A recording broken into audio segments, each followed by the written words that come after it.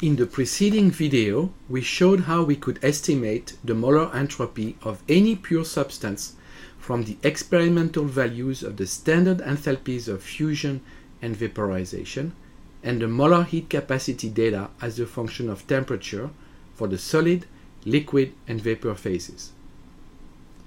However, we also showed that to get an actual value of the molar entropy at temperature T, we also need to know the molar entropy of the substance at 0 Kelvin.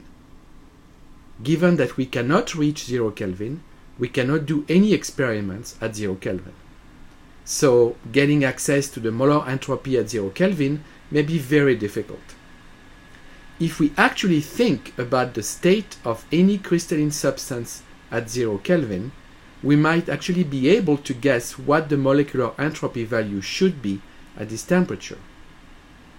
Indeed, we know that temperature is a measure of the rate of molecular motion, and RT is a measure of the thermal energy.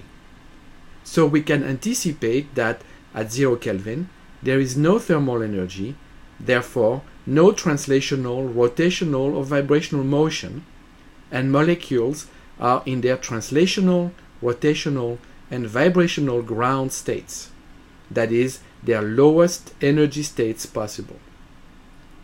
Referring to the familiar diagram of intermolecular potential energy as a function of intermolecular distance, we would picture each molecule at the very bottom of the curve where the energy is minimum. In other words, a good representation of the state of matter at 0 Kelvin would be a state where there is perfect spatial order and no molecular motion.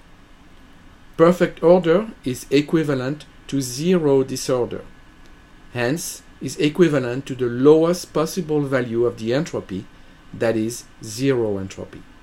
As there is no way to actually measure experimentally the entropy of a system at 0 Kelvin, our suggestion that the entropy of pure substances at 0 Kelvin is equal to zero cannot be proved.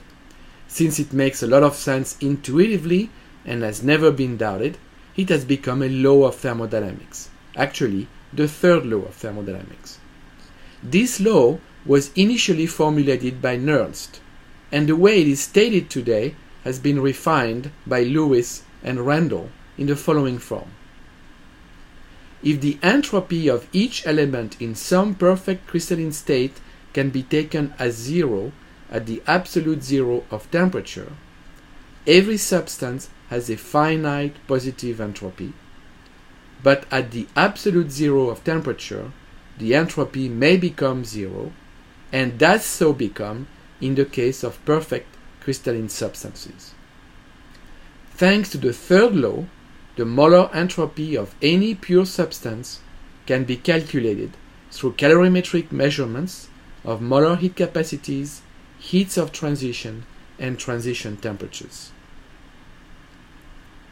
We conclude this lecture with a table of molar entropy values extracted from your book for common substances in the solid, liquid, and gas states at 1 bar and 298.15 Kelvin.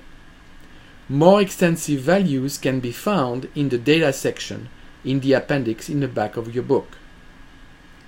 Note that the larger the molecule, the larger the molar entropy value.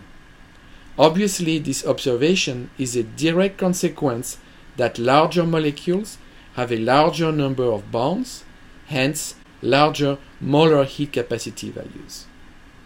Note also that gases have typically a much larger molar entropy than liquids or solids, the latter having the lowest entropy. This will allow us to estimate the sign of the entropy change for chemical reaction by simply looking at whether there are more moles of gas on the product side or on the reactant side.